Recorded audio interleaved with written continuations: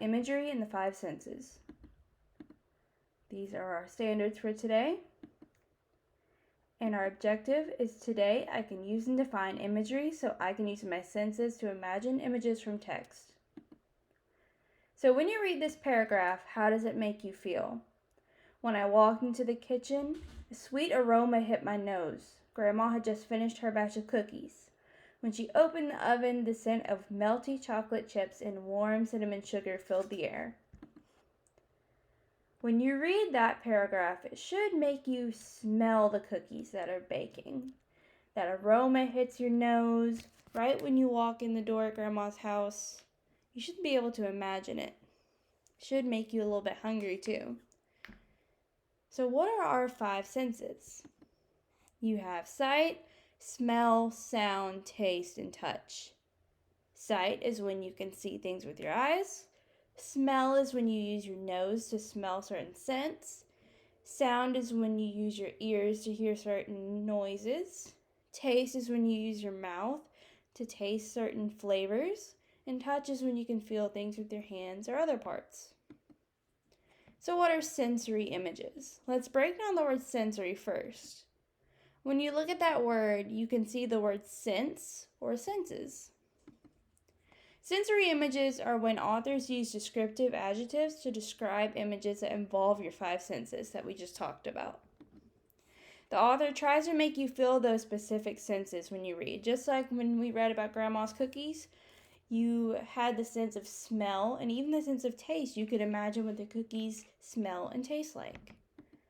And just like in that passage, you can combine multiple senses. So these are some of the adjectives that authors might use to make you feel certain senses. So if they want to use your sense of sight, they might say things are shiny or light or dark.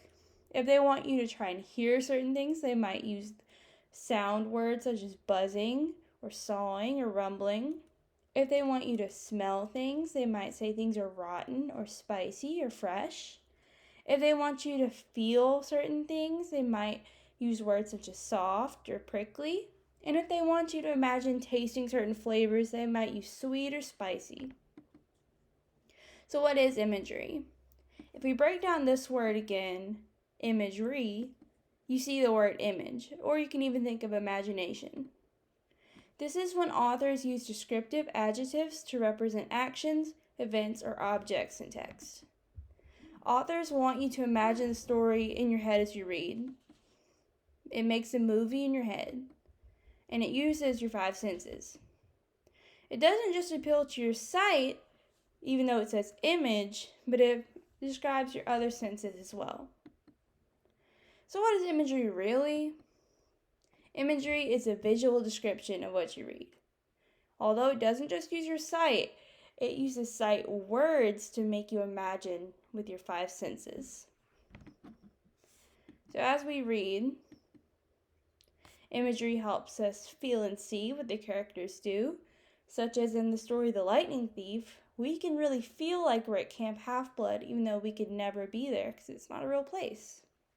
Imagery also helps us imagine what the characters could look like.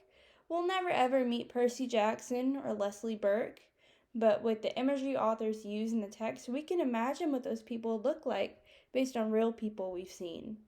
And imagery puts us in the shoes of the narrator or the main character as we read.